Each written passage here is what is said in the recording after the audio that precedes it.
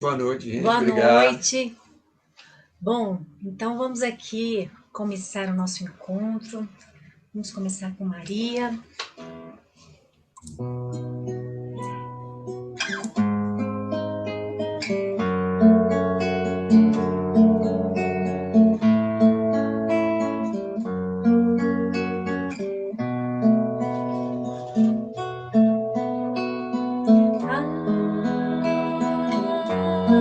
Ave Maria,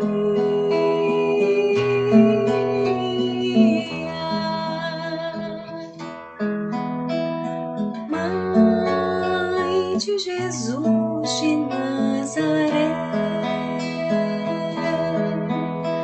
Maria, sois cheia de graça,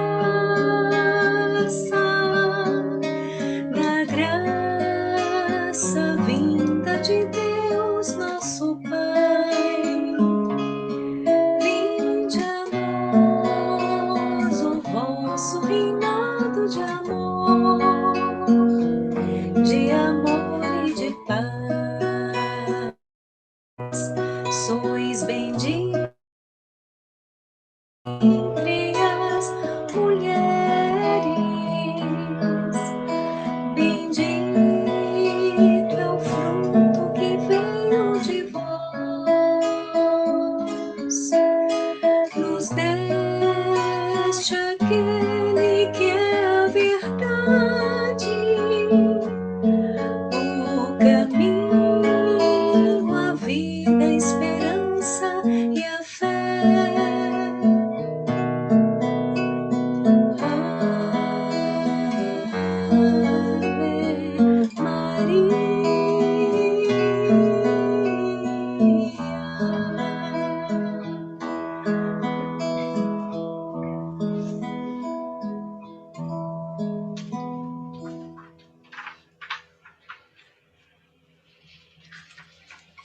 Essa foi uma Maria, Ave Maria de Schubert, uma versão do nosso amigo José Humberto de Uberaba. E agora a gente vai cantar Assim Seja.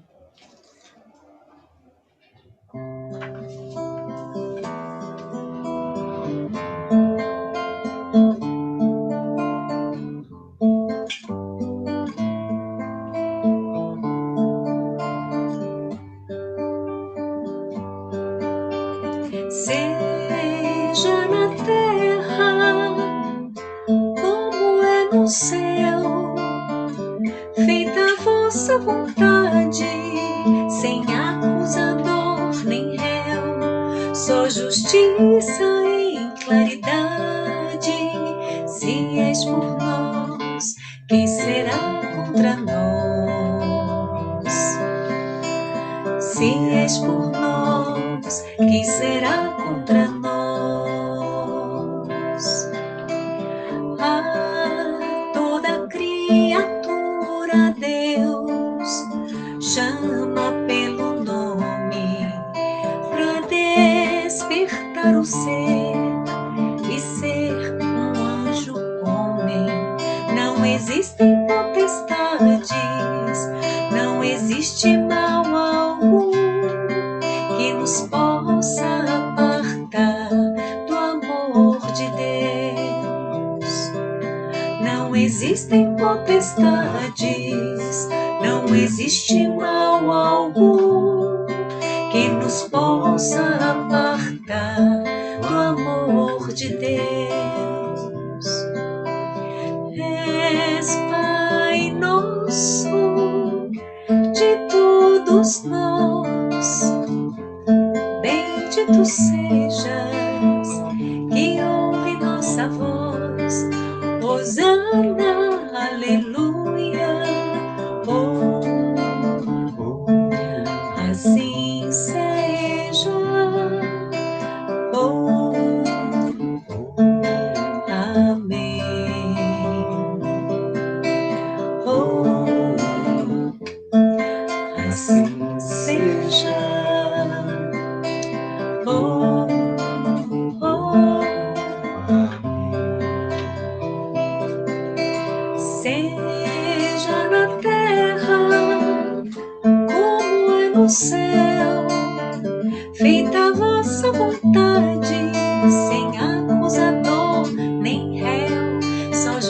justiça e em claridade.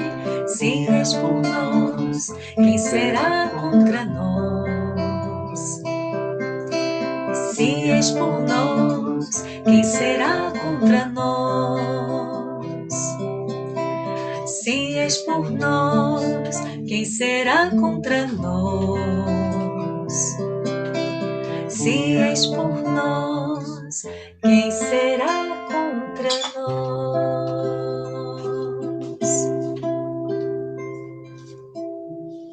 Boa noite a todos que estão chegando, sejam bem-vindos. Hoje nós temos aqui a alegria de ter a Claudinha e o Euclides conosco, fazendo essa harmonização. Vamos lá, meninos. Estamos nos deliciando com essas músicas. Ai, que bom que estão gostando. Então, nós vamos cantar agora Oração de Fé. É uma letra de Emmanuel e a música é de um amigo nosso da Sociedade Espírita de Assistência e Estudo, que é o Antônio Salazar.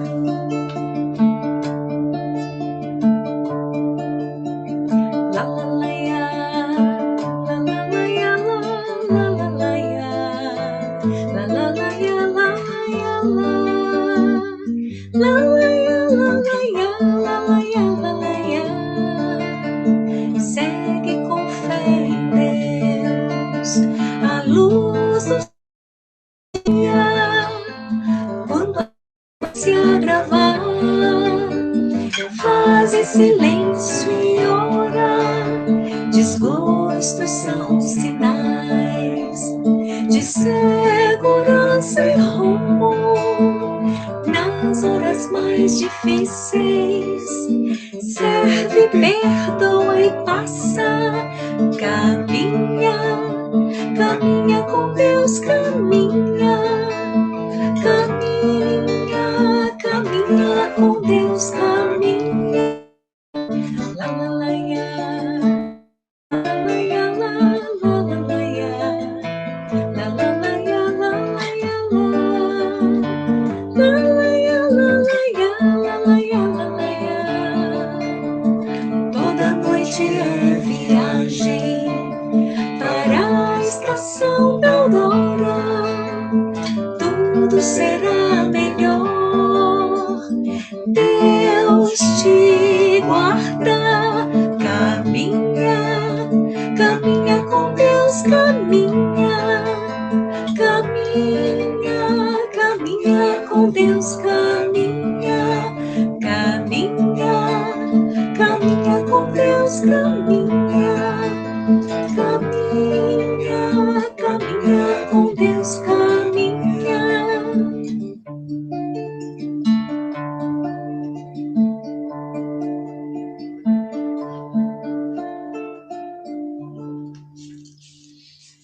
Ok. Boa noite quem foi chegando. Ver se eu consigo achar uma canção. Bom, vamos cantar O Homem de Bem.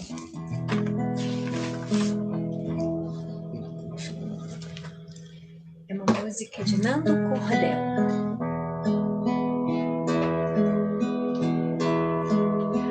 O verdadeiro homem de bem é aquele que pratica a lei de amor,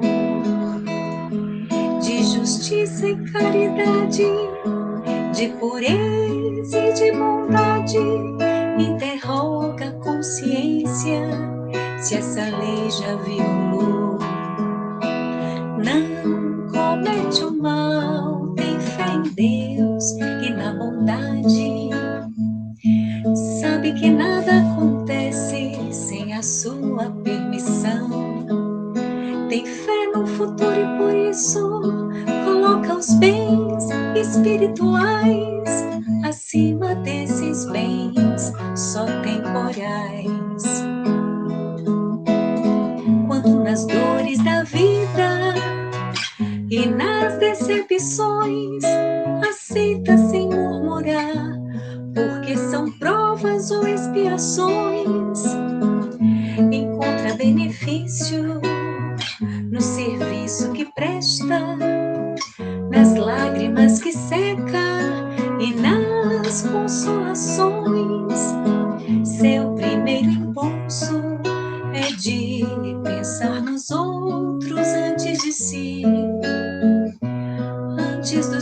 Deus é bom, benevolente, humano e muito mais. Nem de raça, nem de crença, distinção ele não faz. Respeita todas as convicções. A caridade sempre é seu guia. Não tem ódio e nem rancor, nem desejo de vingança. A exemplo de Jesus, perdoa todo dia. É indulgente com as fraquezas alheias. Não procura defeitos nos outros. Estuda suas próprias imperfeições.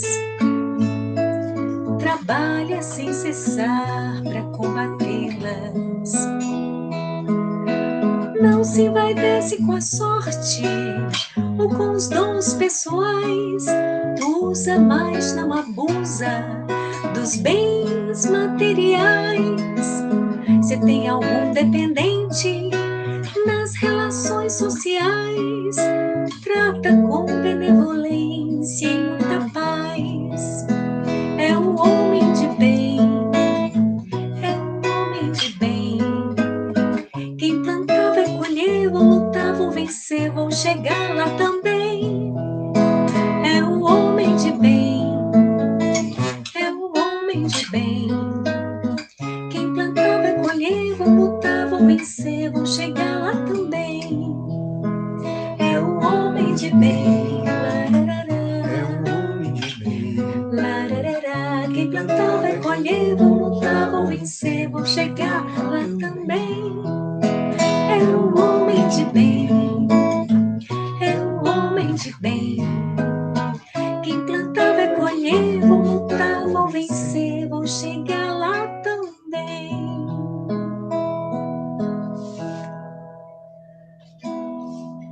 Que maravilha, né, gente? Estamos Maravilha. aqui ouvindo Dá essas mais uma músicas. canção Vamos cantar mais uma para a gente, para a gente né? preparar para a prece, Então, para a gente começar o evento. Vamos fazer João de Deus? A gente vai cantar uma prece de João de Deus, cuja poesia está no livro Antologia da Criança, de Chico Xavier.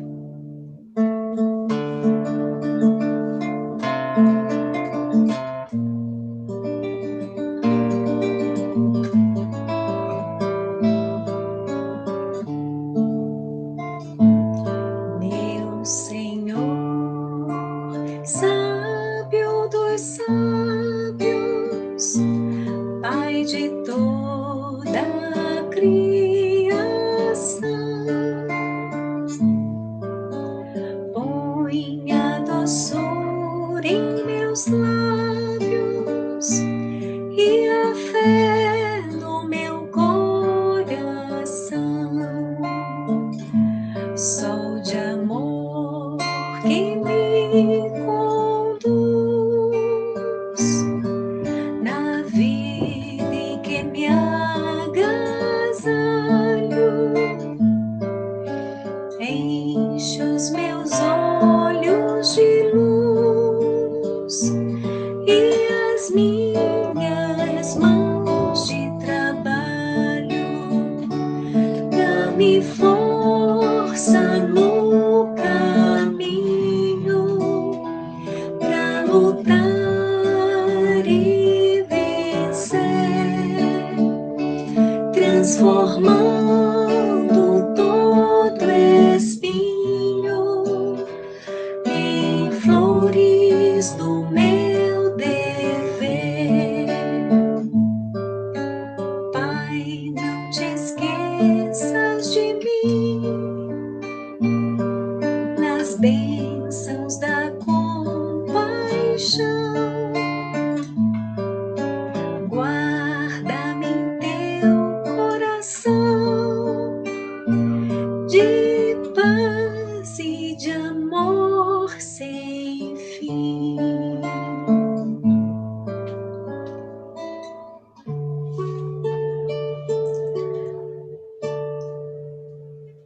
Gratidão, pessoal. Uma boa noite, um bom encontro a todos. Muito bem, então depois das dificuldades tecnológicas, né? Agora está tudo visível. Gostaria de cumprimentar todos os companheiros que tem muitos anos, né? Que nós não temos contato físico e muitos nem virtuais. Então agora nós estamos vendo alguns companheiros aí. Uns estão mais novos, outros nem tanto, né? Mas a todo mundo aqui de pé, sem Covid, e todo mundo tocando a vida, né? Muito bem. Obrigado aí pela presença de todos os companheiros que estão presentes aqui conosco. E o tema que o Paulo nos ofereceu é um tema realmente falar sobre o grande mestre dos médicos e sobre o doce Rabi da Galileia não é fácil. Parafraseando Emmanuel, ele diz que torna-se muito difícil nós colocarmos Jesus ao lado dos homens, ou traçar um paralelo entre Jesus e homem, né? Principalmente homens da nossa estirpe, homens de evolução espiritual tão baixa.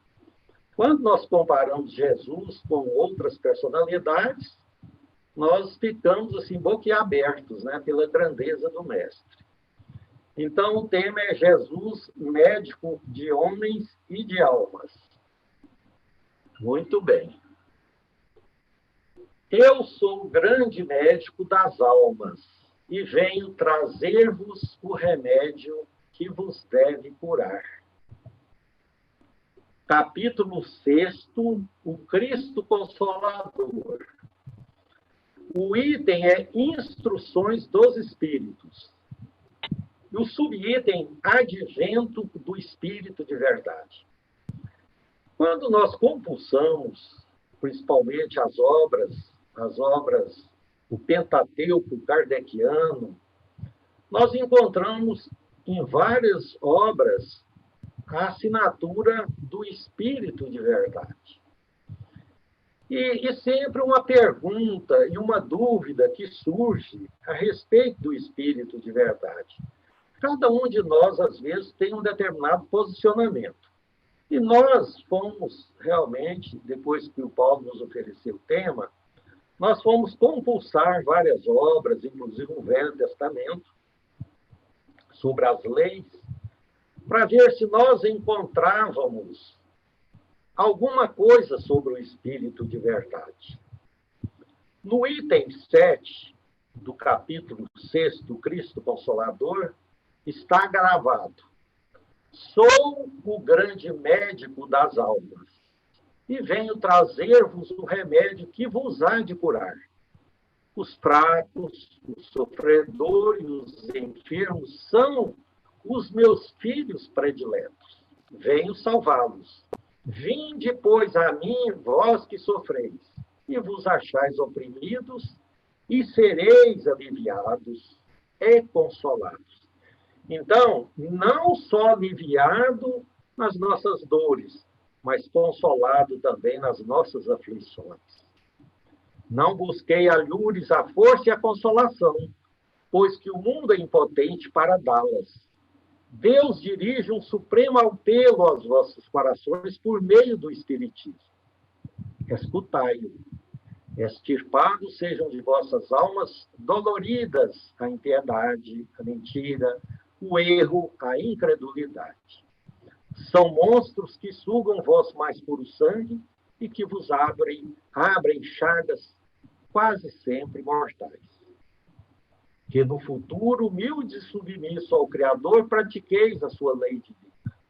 Amai e orai, sede dóceis aos Espíritos do Senhor, invocai-o do fundo de vossos corações. Ele então vos enviará o seu Filho bem-amado, para vos instruir e dizer estas boas palavras: eis-me aqui, venho até vós, porque me chamastes. Quem assinou foi o Espírito de Verdade, Bordeaux, 1861. Eu sou o grande médico das almas e venho trazer-vos o remédio que vos deve curar, o Espírito de verdade. E nós acrescentamos, Jesus. Será que o Espírito de verdade é Jesus mesmo? Então, nós fomos procurar nas obras espíritas um embasamento para essa interrogação. Quem é o Espírito de verdade?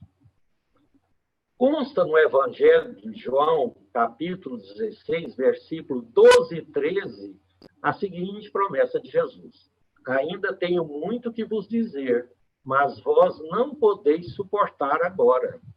Mas quando vier aquele Espírito de verdade, ele vos guiará em toda a verdade, porque não falará de si mesmo, mas dirá tudo o que tiver ouvido e vos anunciará o que há de vir.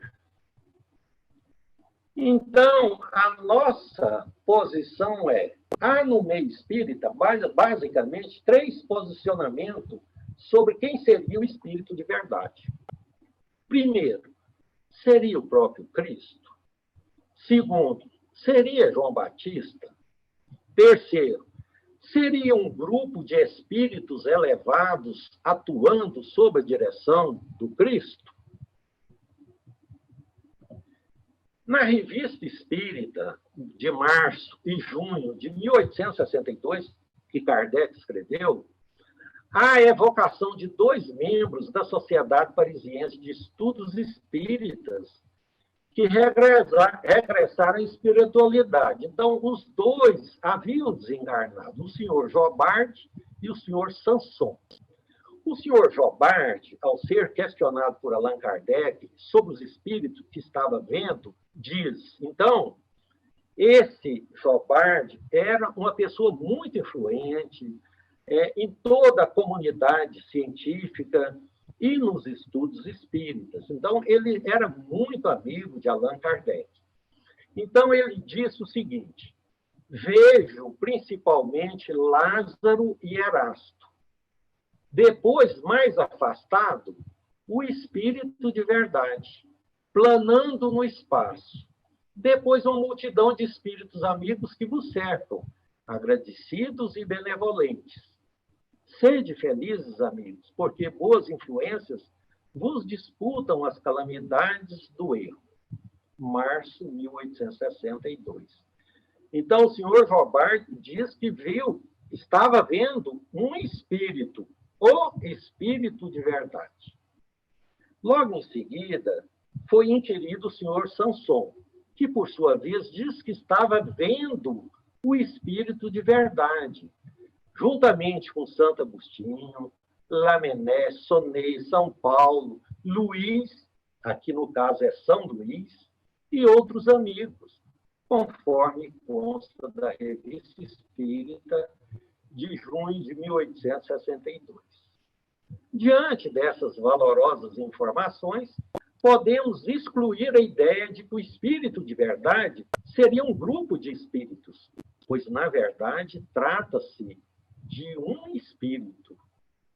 E o item 5, lá do Cristo Consolador, está escrito o seguinte, venho como outrora, entre os filhos desgarrados de Israel, trazer a verdade e dissipar as trevas. Escutai-me, o Espiritismo, como outrora a minha palavra, deve lembrar os incrédulos que acima deles reina a verdade imutável. O Deus bom, o Deus grande, que faz germinar as plantas e que levanta as ondas. Eu revelei a doutrina divina, e como um segador, liguei em feixes o bem esparso pela humanidade, diz, vinde a mim todos vós que sofreis. Por isso que o item é o Cristo Consolador. Dessa forma, nós perguntamos, quem é o grande médico das almas? Quem trouxe a palavra de Deus aos homens de boa vontade? Quem disse há muitas moradas na casa do meu Pai? Quem afirmou, vinde a mim, todos vós que sofreis?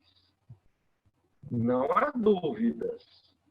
O Espírito de verdade é Jesus, que voltou para cumprir a promessa de enviar o Consolador prometido, de forma que ele cuidou diretamente da vinda do Espiritismo à Terra, sendo que os demais espíritos que colaboraram na codificação, tais como Santo Agostinho, São Vicente de Paulo, São Luís, Sócrates, Platão, Paulo, aqui no caso é Paulo de Tarso, né? São João Evangelista, Erasto, agiram sobre a sua inspiração. Ou seja, esses espíritos que nós relacionamos aqui, evidentemente que não estão todos, está nos prolegômenos do Livro dos Espíritos. Lá no rodapé nós encontramos todas essas personalidades aqui, a título de prefácio do Livro dos Espíritos, que é uma obra de filosofia espiritualista, né? Então, só para ratificar a nossa fala, eu trouxe a biografia de alguns deles. Por exemplo, Santo Agostinho, que é Aurélio Agostinho de Hipona, nascido na Argélia, né, atualmente a Numídia, no ano de 354 e faleceu em 430. E é muito interessante que Santo Agostinho é um dos espíritos que está extremamente presente nas obras espíritas. Eu sempre digo que ele está na abertura do Livro dos Espíritos e finalizando a obra espírita, o Livro dos Espíritos, né? No Evangelho, ele está muito presente. Olha aqui, capítulo 1, não vim destruir a lei, uma mensagem de Erasto, discípulo de Paulo, de São Paulo, né? No capítulo 3, há muitas moradas na casa de meu pai, e nós enumeramos alguns para ver a presença de Santo Agostinho na obra espírita. Capítulo 5, bem-aventurados aflitos, o item é o mal e o remédio. Capítulo 12, amai os vossos inimigos, ele fala sobre duelo. Para muitas pessoas, falam assim, não, mas o duelo está ultrapassado. Mais do que nunca, o duelo está presente nas vidas do homem moderno. Capítulo 14, honrai o vosso pai e a vossa mãe, a ingratidão dos filhos, os laços de família. Capítulo 27, pedis e obtereis, felicidade que a prece proporciona. Então, a presença do espírito de Santo Agostinho é muito forte no espiritismo, na obra espírita. Logo em seguida, São Vicente de Paulo, que o nome original, nascido em França, né, Vincent de Paul, capítulo 3, a Beneficência, um capítulo lindo, que Vicente de Paulo escreve. No Livro dos Espíritos, pergunta 888, que se deve pensar da esmola, e ele traça comentários sobre a esmola. São Luís, que está extremamente presente na obra espírita, no Livro dos Espíritos, é um dos espíritos que mais responde perguntas formuladas, né? E São Luís, lembrando aí da história que vocês conhecem muito bem, a França teve 16 reis com o nome de Luís. São Luís foi Luís IX. Ele foi um rei tão bom para a população francesa que ele foi canonizado, foi transformado em rei, né? Então, São Luís. No Livro dos Espíritos, ele está na pergunta 495. Poderá dar-se que o espírito protetor abandone o seu protegido por se mostrar este rebelde aos seus conselhos? E nós fomos enumerando outras questões, perguntas 1009, 1004, em que se baseia a duração do sofrimento do culpado, pergunta 1005 e seguida, né? 1006, 1007, 1008.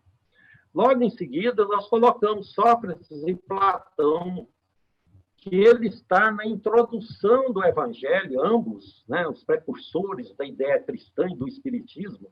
Interessante que esses dois grandes filósofos, que têm repercussão importante em todo o conhecimento da humanidade, normalmente eles estão ao lado de Aristóteles, mas Aristóteles, apesar de toda a sua influência, né, o pensamento aristotélico dominou o conhecimento humano europeu durante 1000 anos. mas ele não está presente. Por quê? Porque Aristóteles falava mais da parte material e não da parte espiritual, né? Depois nós temos Paulo, o grande Paulo de Tarso, e logo em seguida São João Evangelista. Aqui nós estamos falando, né, de João Evangelista, o apóstolo de Jesus, né, e não de João Batista, que foi o precursor. E, por último, desses espíritos que estão lá em Prolegômenos, Erasto. Quem foi Erasto? Erasto e Timóteo foram discípulos diretos de Paulo, né? E eu coloquei aqui, a título de ilustração, essa personalidade de Erasto. Ele foi muito influente. Ele foi o procurador, o administrador da cidade de Corinto, que fica muito próximo a Atenas, cerca aí mais ou menos de 80 quilômetros. Então, sofria uma influência muito grande de Atenas, e Erasto era uma personalidade importante como homem, né? E quais as curas que Jesus promoveu na visão espírita? Porque nós estamos falando de médico de homens e de almas. Então, nós vamos falar inicialmente de Jesus homem, o que ele curou segundo a visão espírita, né? Diversas curas foram operadas por Jesus: cegos, surdos, leprosos, obsediados, ressurreição, ou seja, pessoas enfermas do corpo e da alma.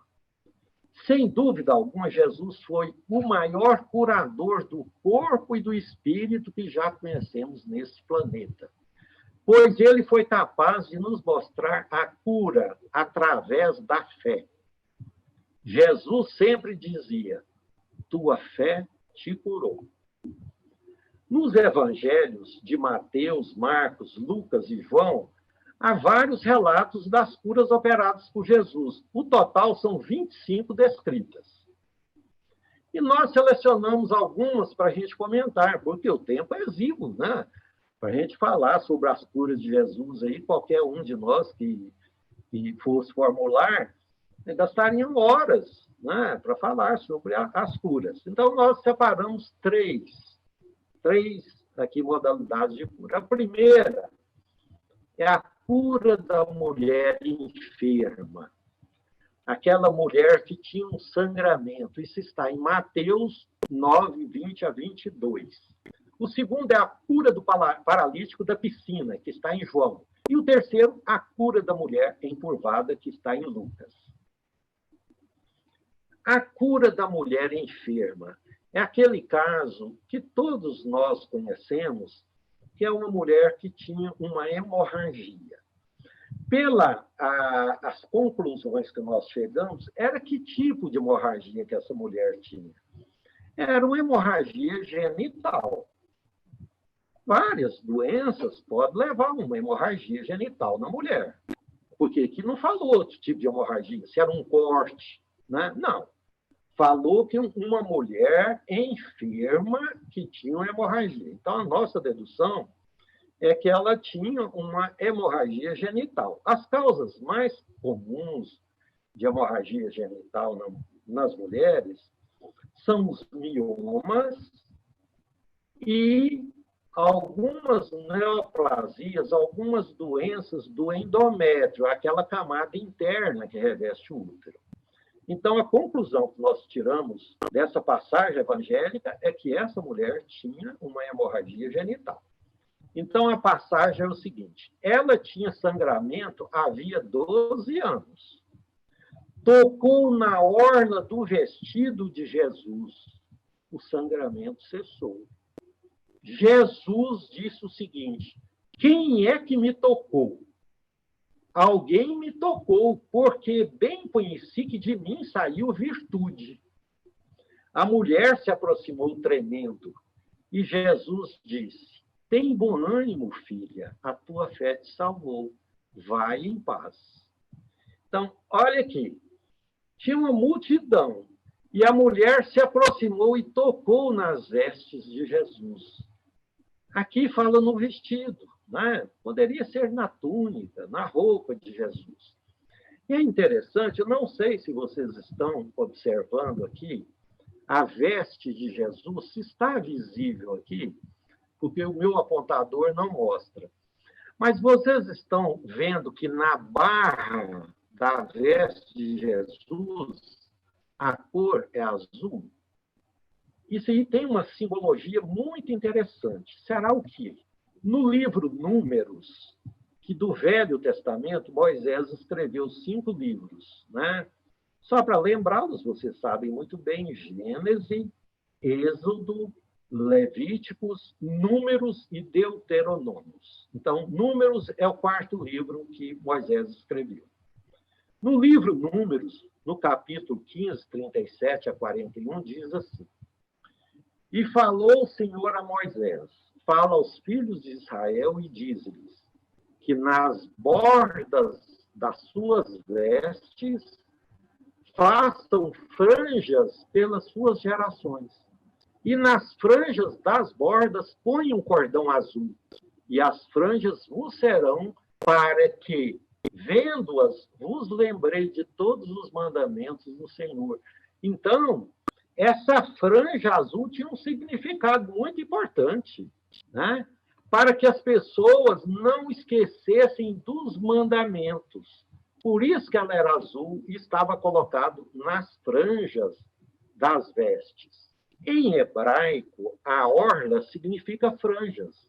E essas franjas serviam para que os judeus se lembrassem da sua responsabilidade para o cumprimento com os mandamentos de Deus. Essas franjas ficavam à vista de todos. Podemos concluir que a mulher conhecia os mandamentos, pois tocou exatamente sobre o cordão azul, que significa o quê? Os mandamentos. Então, provavelmente, a hemorragia que ela sofria era decorrente das transgressões às leis divinas. No livro Vinha de Luz, no capítulo 157, o espírito de Emmanuel diz o seguinte: a doença sempre constitui fantasma temível no campo humano, qual se a carne fosse tocada de maldição. Entretanto, podemos afiançar que o número de enfermidades essencialmente orgânicas, sem interferências psíquicas, é positivamente diminuto. A maioria das moléstias procede da alma, das profundezas do ser. Ou seja, grande parte das nossas doenças são de compromissos, de erros de nosso espírito, de vidas pretéritas.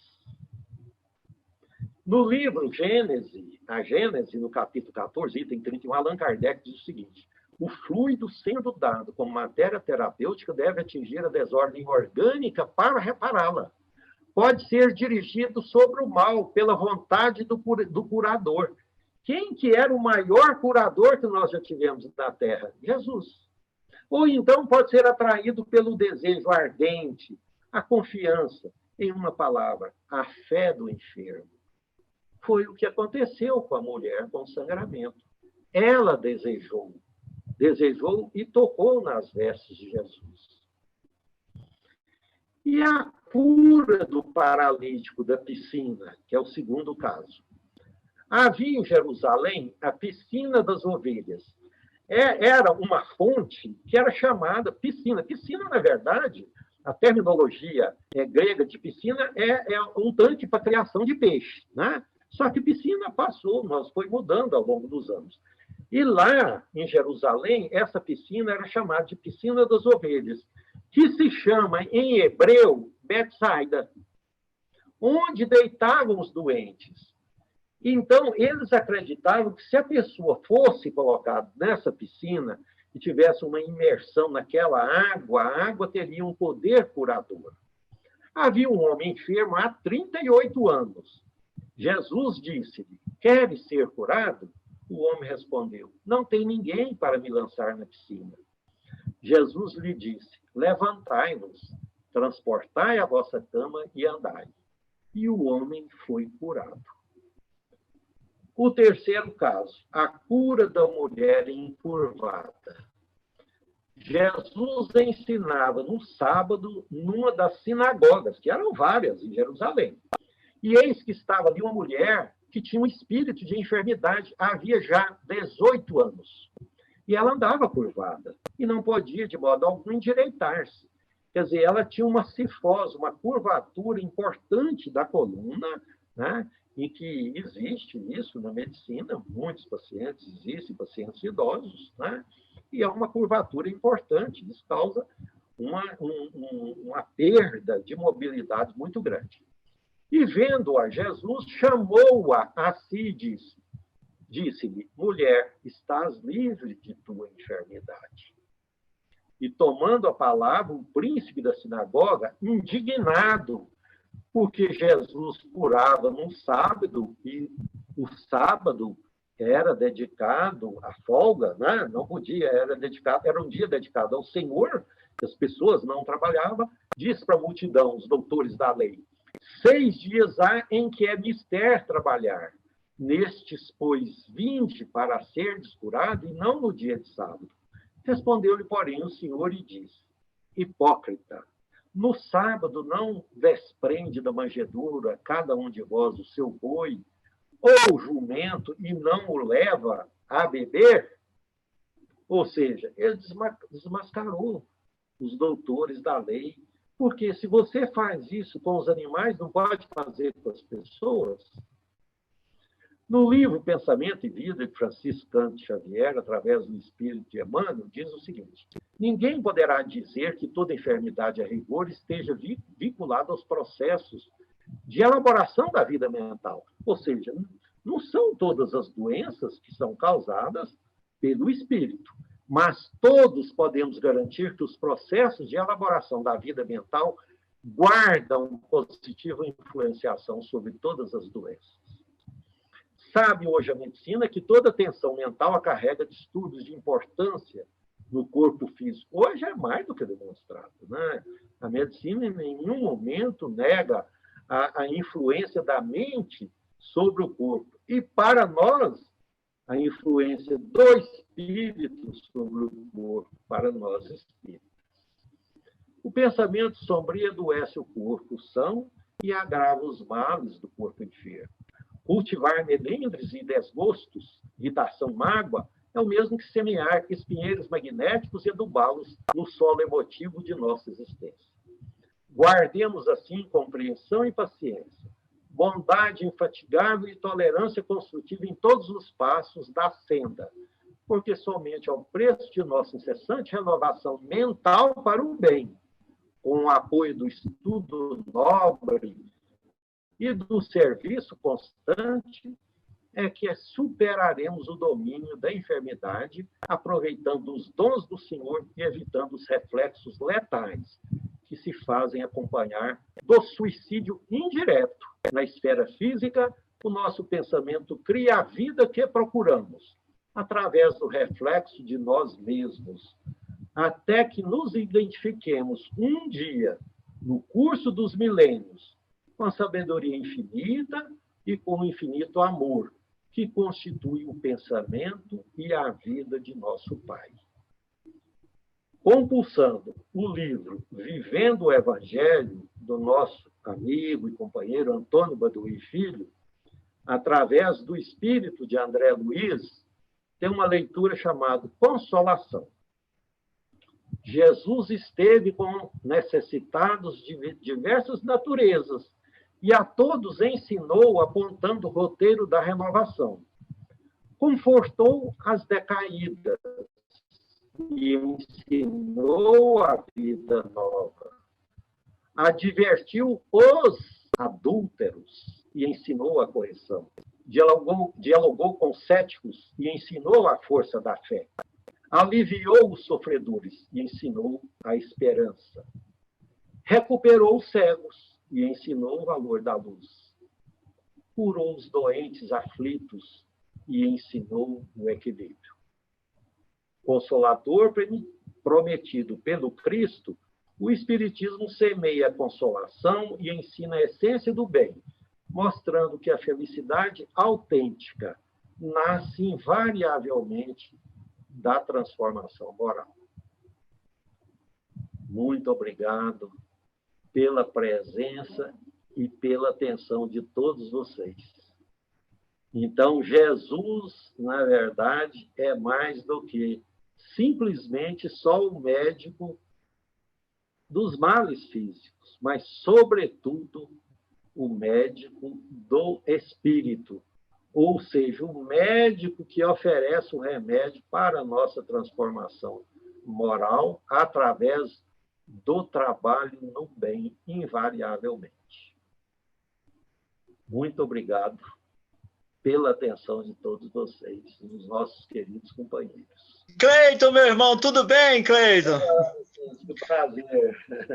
Prazer em revê-lo, meu irmão. Que bom estar aqui passando a mensagem para nós, viu? Bom vocês estarem conosco, né, dando força. Eu já estava com saudade, viu, rapaz? Pois é. Mas eu sempre estou aqui ao lado da Zilda, né? Pois é. Está de frente ao computador, mas eu estou aqui perto, né? Mas, Cleiton, no processo das curas, por exemplo, da mulher com hemorrágica, né? Uhum. Nós poderíamos, Cleiton, assim, avaliar a fé como um processo que a pessoa, da pessoa abrir os seus chakras para canalizar, fazer uma sintonia com os fluidos de Jesus para canalizar e trazer esses fluidos. A fé seria mais ou menos esses termos assim, essa técnica. Aí, Aristide, o que nós conhecemos, nas informações que estão disponíveis, evidentemente que nós não temos todas as informações, né? Tanto que todo o processo do conhecimento ele vai sofrendo evoluções. Ele não é estático, ele é dinâmico. Por isso que Jesus disse que, na época que ele estava aqui conosco, que ele não disse todas as verdades. Essas verdades estariam em outro momento. Por quê?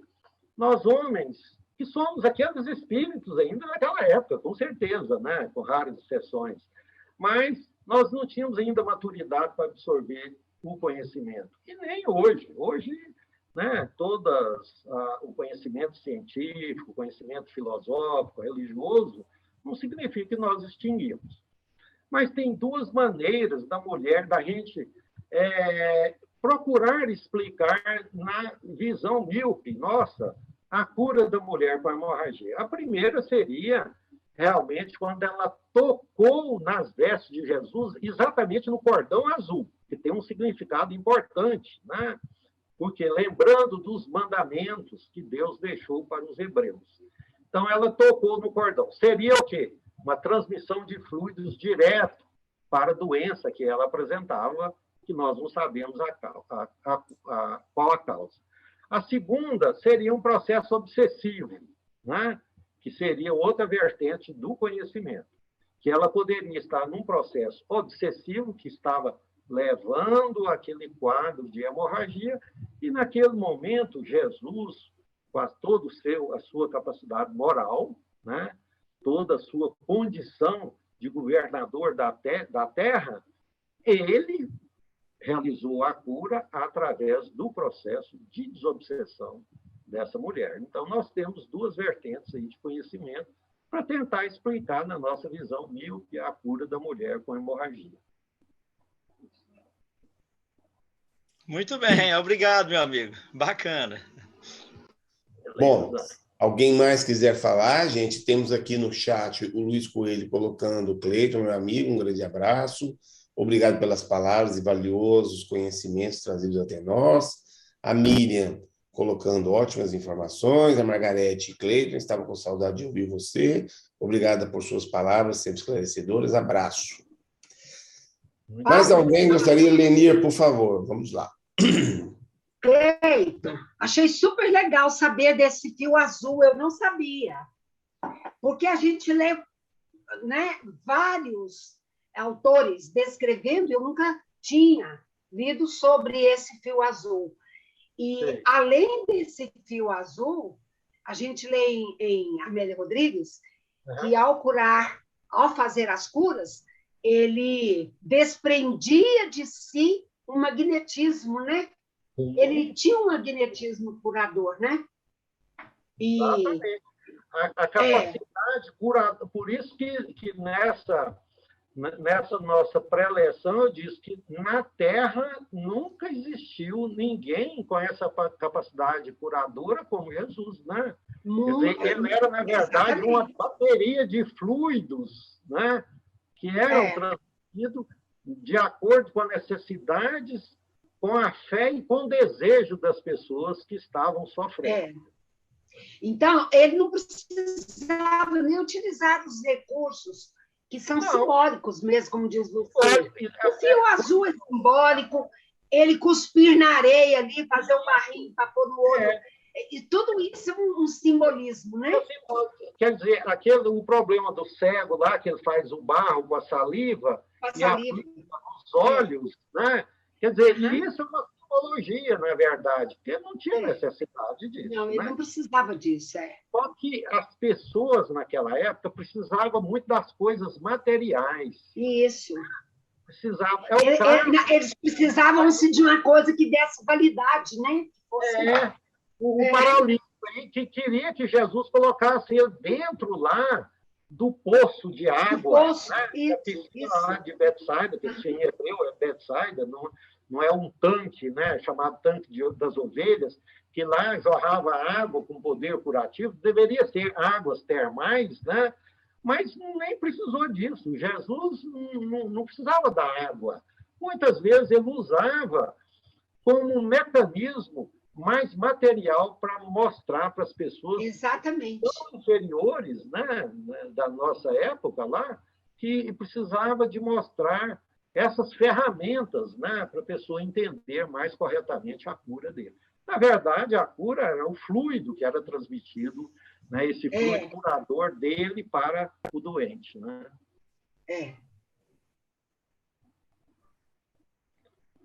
Muito bem. Cada um de vocês, às vezes, tem uma visão um pouco diferente, né? Isso aí é uma coisa normal mesmo. Às vezes, a gente tem outra explicação, né? O que nós encontramos foi isso. Mas, se a gente compulsar outras obras, podemos ampliar mais essa visão aí, né? Na verdade, as curas, Jesus usava como artifício para atrair a multidão e propagar o evangelho, ele atraía através do quê? Será que se ele falasse naquela época, eu vou falar sobre o evangelho, ele iria atrair as multidões? Evidentemente que não. Né? Que não, Mas através... Ele precisava ter algo assim, de impacto, né? Diríamos hoje, nas palavras de hoje, né?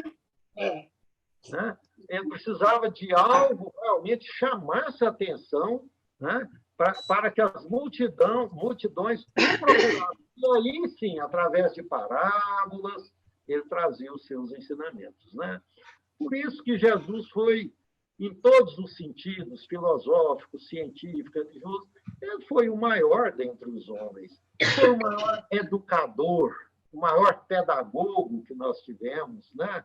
Usando parábolas para trazer a mensagem de Deus, né? A mensagem do bem, a mensagem do conforto, da consolação, do trabalho, através das parábolas, né? Que ele trazia para toda a população.